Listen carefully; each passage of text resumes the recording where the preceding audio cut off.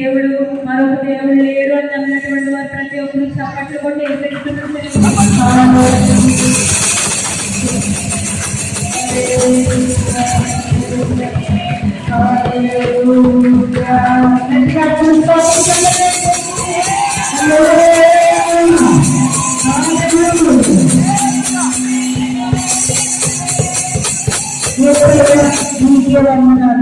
పోయిన ఆహ్వానించప్పుడు వరకు కాచి కాపాడారు.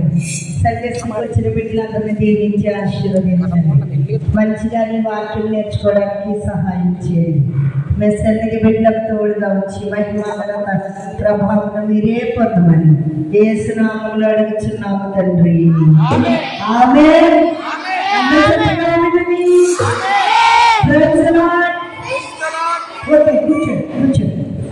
త్వరగా వచ్చి క్లాసుగా చెప్పేది స్టోరీ చెప్పేస్తారు.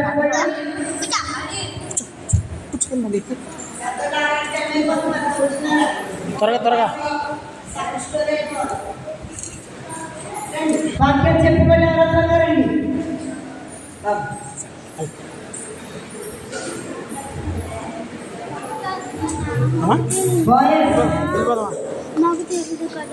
వాళ్ళు మమ్మల్ని అడగరు. కూర్చోండి కూర్చో. అది అక్కడ కూర్చో. లైన్లో కూర్చోండి చక్కగా రౌండ్.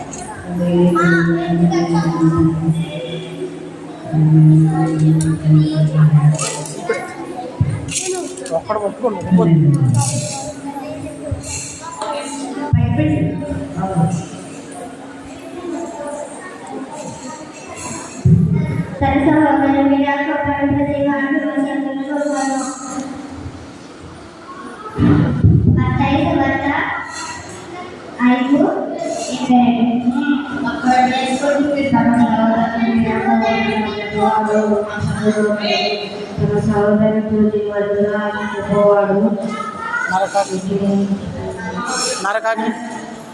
నరకాగ్నికి లోనకు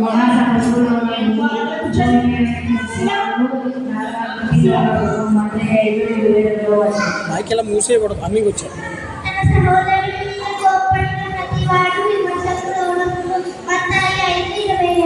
praise the lord.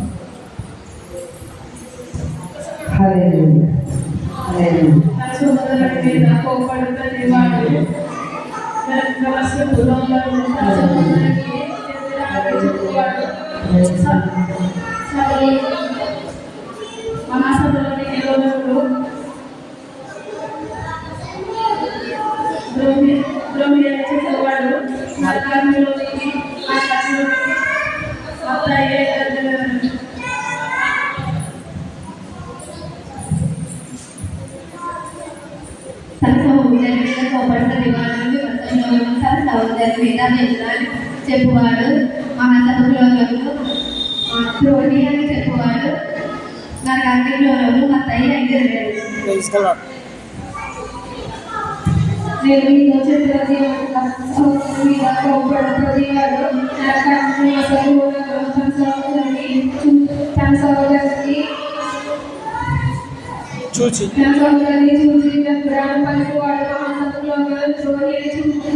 చెప్పువాడు నాకు అన్నిలో మా తల్లి 5 ವರ್ಷಕ್ಕೆ 2 ವರ್ಷ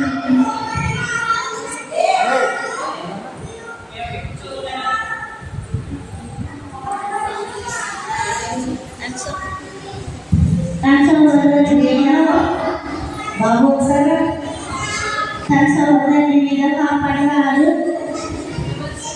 రక్షింపబడును. మా తాయి 5 వెళ్ళండి. ఎవరు లేరా?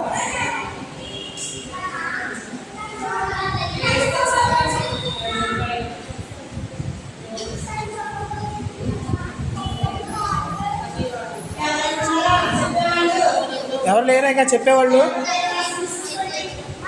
క్లాస్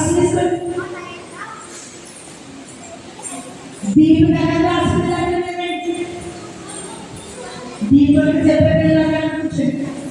అక్కడ కూర్చోండి. ఇక్కడ కూర్చోండి ఇక్కడ. ఓకే. రోజు ఏసైతో మాట్లాడాలా లేదా? మాట్లాడాలా? ఏసై ఎవరు? మన దేవుడు. ఇలా ఏసై ఎవరు? నా దేవుడు అని చెప్పండి. నా దేవుడు ఏసయ్య ఏసయ్య ఏసయ్య నా దేవుడు. ఏసయ్య నా దేవుడు. మరి ప్రతిరోజు మీ డాడీతో మాట్లాడుతున్నారా? మీ మమ్మీతో మాట్లాడుతున్నారా? మరి ఏసయ్య ఎవరు? పరలోకపు డాడీ. ఏసయ్య ఎవరు? పరలోకపు డాడీ. అంటే మన డాడీ కంటే మమ్మీ కంటే అంటే మన డాడీకి మమ్మీకి కూడా డాడీ ఎవరు? జీసస్. కదా? ఏం చేయాలి మనము? ప్రతిరోజు ఏసైతో మాట్లాడాలంటే ఏం చేయాలి? ప్రేయర్. అమ్మ ఏం చేయమంటే చెప్తాను కనుక రోజు ఏం చేసుకోవాలి? ప్రేయర్ చేసుకోవాలి. ఓకే. మీ ఎంతమందికి ఇక్కడ కథలంటే ఇష్టం? కథలంటే ఇష్టమేనా? మీరు ఇలా వచ్చిందండి. అదే నువ్వు దాని పక్కకి వెరీ గుడ్. ఓకే పోనీ ఉంది అలా ఉంది. వెరీ గుడ్ కదా. కథలంటే ఇష్టమేనా? ఓకే దించేయండి చేయండి. మరి యేసు ప్రభువు ఈ లోకంలో ఉన్నప్పుడు యేసయ్య ఒక మంచి అద్భుతం చేశాడు. ఓకే. ఆ అద్భుతాన్ని నేను చెప్తాను. ఓకే వింటారా? యేసు ప్రభు ఎంత గొప్ప దేవుడో ఎంత శక్తిలో ఈ స్టోరీ ఉంటే మీ అందరికీ తెలుస్తుంది. ఓకేనా? ఒక రోజునంట యేసు ప్రభు యెరూషలేము అనే ప్రాంతానికి వెళ్తాడు. యెరూషలేములో దావీదు యొక్క కుమారుడైన సొలొమోను మహారాజు కట్టించిన శృంగారమైన దేవాలయం. సరిగ్గా కూర్చోవాలి. ఇలా పెట్టుకుని వినాలి కదా. ఇప్పుడు వీధికో గుడి ఉంటుంది కదా. ఎక్కడ పెడితే అక్కడ గుడి ఉంటుంది. కానీ యేసులో ఉన్న రోజుల్లో ఒకటే గుడి ఉండేది. ఆ గుడి అక్కడంటే యెరూషలేములో ఉండేది. యెరూషలేములో దావీదు మహారాజు యొక్క కుమారుడైన సొలొమోను గారు ఆ మందిరాన్ని కట్టించారు. బంగారంతో చక్కగా చాలా అందమైన మందిరాన్ని కట్టించాడు. చుట్టుపక్కల ఉన్న వాళ్ళందరూ కూడా అంటే ఉదాహరణకి మంది అడ్డుపేటకి ఎక్కడ మందిరం ఉందా? ఎలంపాలి నుంచి తర్వాత క్రియర్ నుంచి యానం నుంచి అందరూ చుట్టుపక్కల ఉన్న వాళ్ళందరూ కూడా ఆ మందిరానికి వచ్చి ప్రార్థన చేసుకోలేదారు. మొక్కుబడులు చెల్లించుకున్నారు. ఎక్కడున్నా మందిరం? యెరూషలేములో. Very good. ఫస్ట్ పార్ట్ ఎక్కడుంది? యెరూషలేము కదా. మరి అయితే యేసు వల్ల ఒక రోజు ఆ మందిరానికి వెళ్తున్నప్పుడు సరిగ్గా మన మార్కెట్ యార్డ్ అదే అన్నది కాకినాడ నుంచి వచ్చిన ఒక ఇలా పెట్టుకుంటారు కదా. పెట్రోల్ బంక్ దగ్గర కదా. అలా వచ్చే దగ్గరకంట యేసు ప్రభుకి 10 మంది కుష్ఠరోగులు ఎదురొచ్చారు.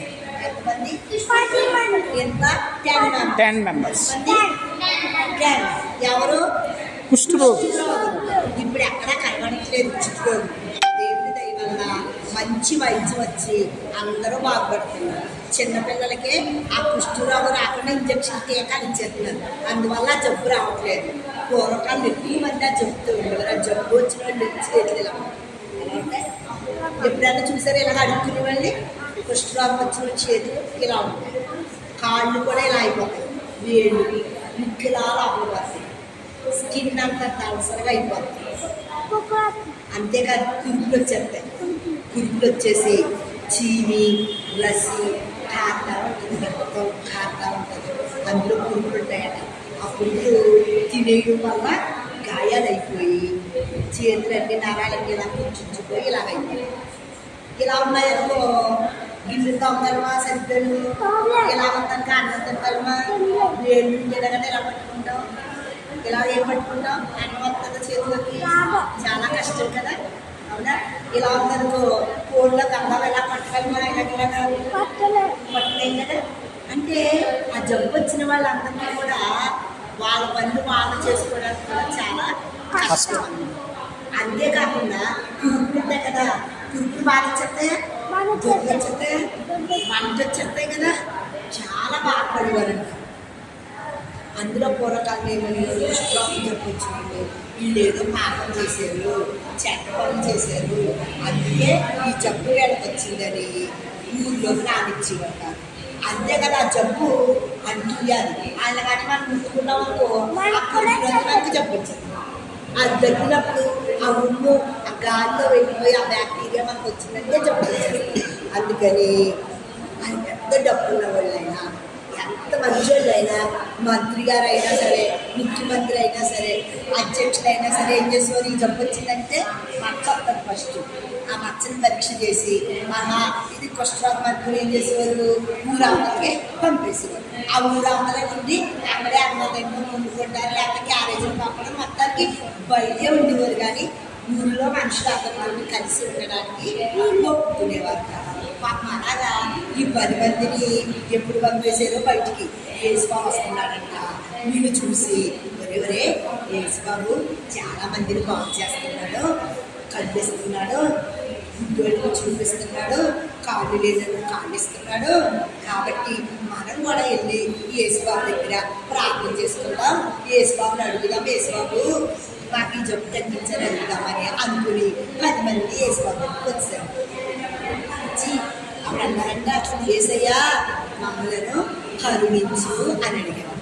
అనగానే యేసుప్రభు చూశాడు, క్యాప్ వేసారంటే ప్రార్థన చేశారు. యేసుప్రభు అంటే మనకి మనకి ఏదన్నా సమస్య ఉన్నప్పుడు మనకి విడుదల కావాలంటే ఏం చేయాలి, మనము యేసయ్య దగ్గరికి వెళ్ళి యేసయ్యకి చెప్పుకోవాలి. మరి యేసయ్య దేవుని దగ్గర ఉన్నాడు పరలోకంలో, ఇప్పుడు మన దగ్గర కనపడ్డాడా?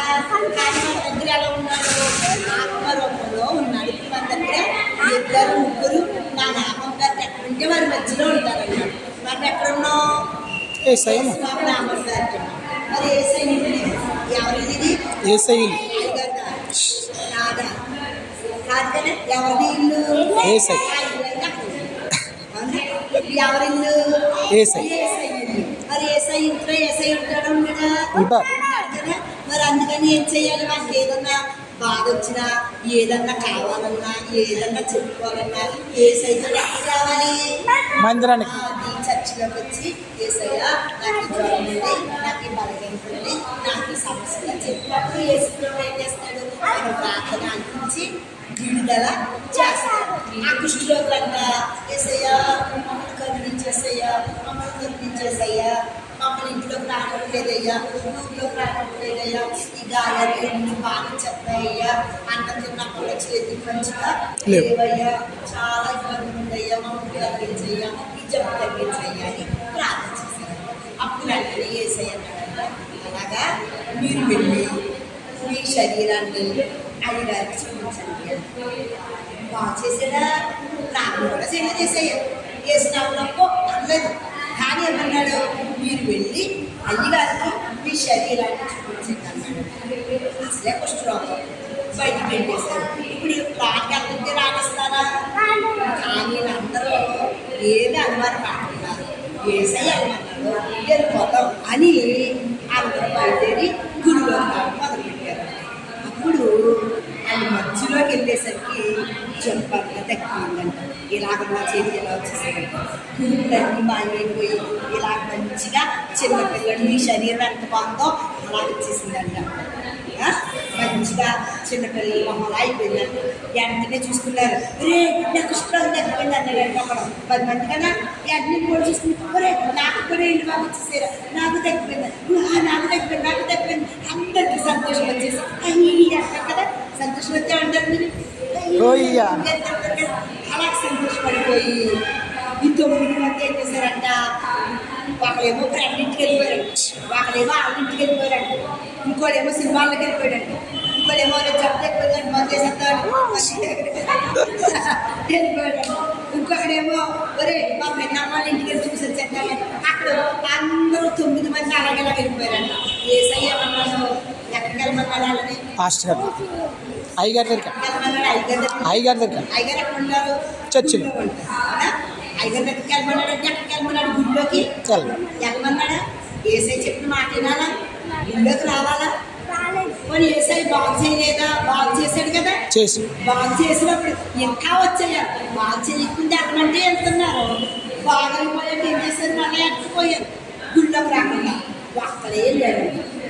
ఒక్కడే యేసు ప్రభు దగ్గర గుళ్ళోకి వెళ్ళిపోయి, అబ్బా దేవుడు నన్ను బాగు చేశాడు, ఏసయ్యా వందనాలయ్యా, హల్లెలూయా, స్తోత్రం, స్తుతి, ఎంత గొప్ప దేవుడు యేసు బాబు, నన్ను బాగు చేశాడు, నా జబ్బు పోయి, నా పురుగు పోయి, అన్ని పోయి, ఆహా అని పాటలు పాడుకుంటా, హల్లెలూయా, స్తుతి, మహిమ అనుకుంటా, ఎంత మంచి దేవుడవయ్యా యేసయ్యా అనుకుంటా.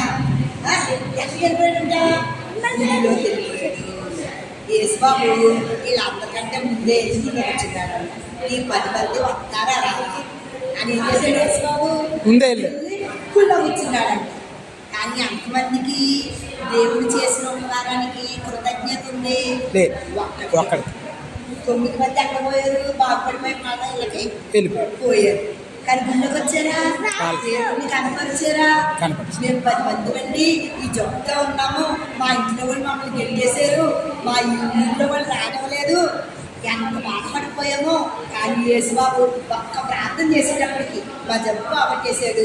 ఏసై వందనాలని ఒక్కటి చెప్పారా? 9 మంది చెప్పలేదు, 10 మంది ఒక్కడే వచ్చాక దేవుడు యేసుబాబు అంటున్నాడు, యేసుబాబు అంటున్నాడు, మీరు ఒక్కడో తప్ప మిగతా 9 ఏమైపోయారు?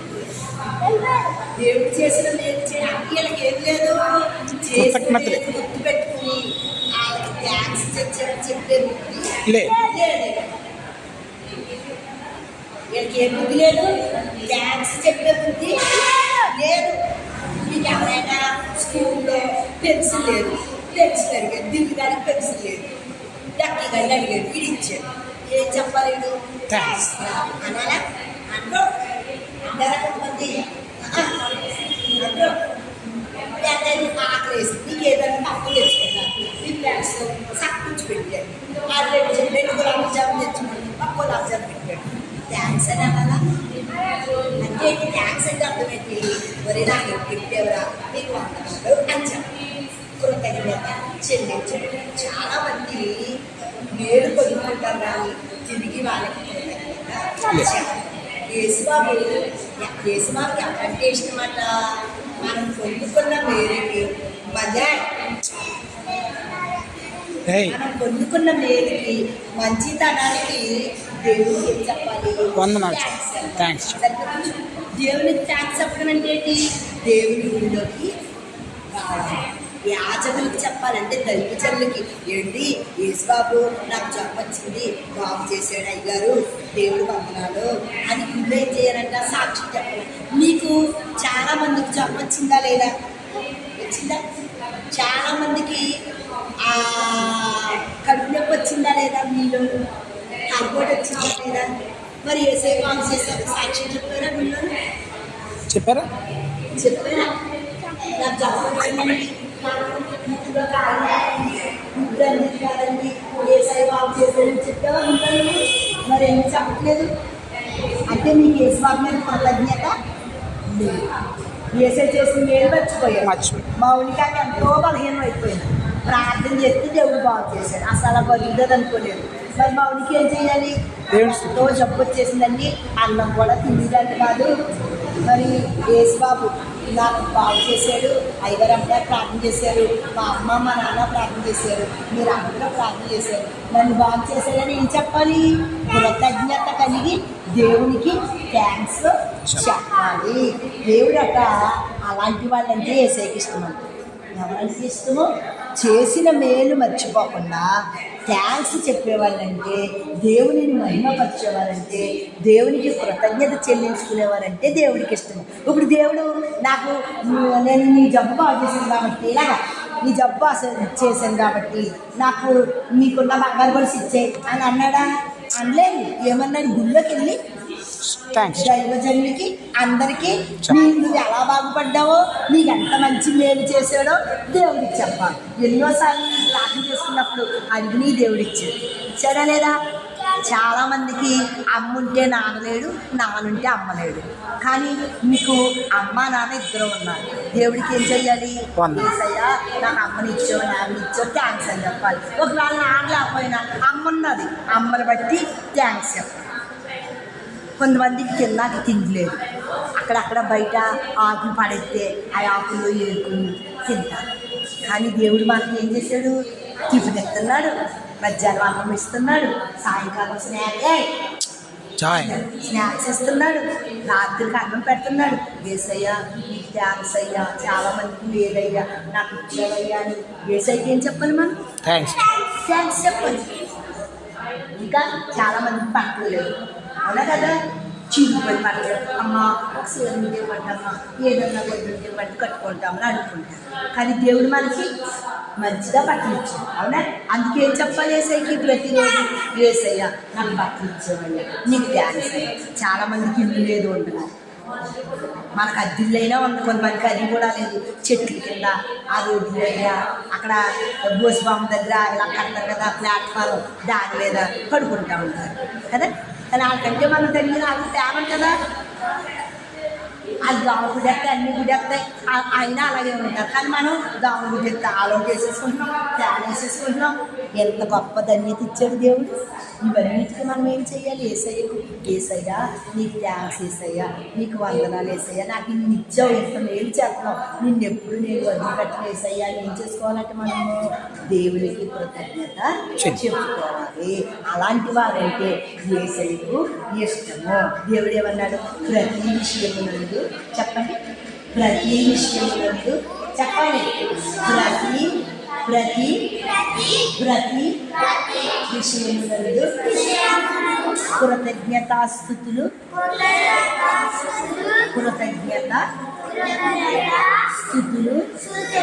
చెల్లించుడి. ఎలాగ చేయుట దేవుని చిత్తము. చిత్తం అంటే ఇష్టం. దేవుడికి ఇష్టమైంది ఏంటంట? దేవుడు మనకు చేసిన మేలులకి కృతజ్ఞతాస్తుతులు చెల్లించడం అంటే దేవుడికి ఇష్టం అంట. సో ఈ రోజు నుంచి మీరు దేవుడు మీకు ఇచ్చిన ప్రతి దాన్ని బట్టి దేవుడికి స్తోత్రం చెప్తారా? మర్చిపోకుండా దేవుడి సన్నిధికి వస్తారా? మీకే కాదు, ఎన్నోసార్లు మీ అమ్మలకు బాగాలేనప్పుడు, మీ నాన్నలకు బాగాలేనప్పుడు, మీ ఇంట్లో ఏదైనా కావాల్సి వచ్చినప్పుడు దేవుడు అన్నీ అనిపించాడు కదా. ఏం చేయాలి? దేవుడికి కృతజ్ఞత కలిగి ఉండాలి. ఎప్పుడైతే మనం దేవునికి థ్యాంక్స్ చెప్తామో, దేవుడి పట్ల ప్రేమ అనుకుంటామో, దేవుడు మనకు చేసిన మేలు అందరికీ చెప్తాము, దేవుడు అట మన ఎందుకు ఇష్టపడి ఇంకా మేలు చేస్తాడంట, ఇంకా కావాల్సినవి దేవుడు ఇస్తాడంట. మరి అలా దేవునికి కృతజ్ఞత కలిగి ఉంటారా? మోకరించేయండి, ప్రార్థన చేసేసుకుందాం. మోకరించేయండి. Okay, kneel down and close your hands and fold your hands and close your eyes. మోకాళ్ళు వేసి క్లోజ్ యువర్ ఐస్. కళ్ళు మూసుకోవాలి, కళ్ళు మూసుకోవాలి. యేసయ్యా కళ్ళు మూయి. వందనాలు. ఈ వారం అంతా మేము స్కూల్కి వెళ్ళేటప్పుడు వచ్చేటప్పుడు ఏ యాక్సిడెంట్లు జరగకుండా మమ్మల్ని కాపాడినందుకు వందనాలు. ఈ రోజు వరకు మాకు ఆహారము, వస్త్రాలను అన్నీ ఇస్తున్నావు, చదివిస్తున్నావు, పేరెంట్స్ ఇచ్చావు. అందుకు నీకు వందనాలు. మేము ఎప్పుడు నీ యందు కృతజ్ఞత కలిగి ఈ మందిరాన్ని విడిచిపెట్టకుండా దైవజనులను, అయ్యగారిని, అమ్మగారిని విడిచిపెట్టకుండా నీ సన్నిధిలో దీవించబడేటట్లు మాకు సహాయం చేయండి. అడుగుచున్నాము తండ్రి. ఆమేన్. ఆమేన్. చెప్పండి ఆమేన్.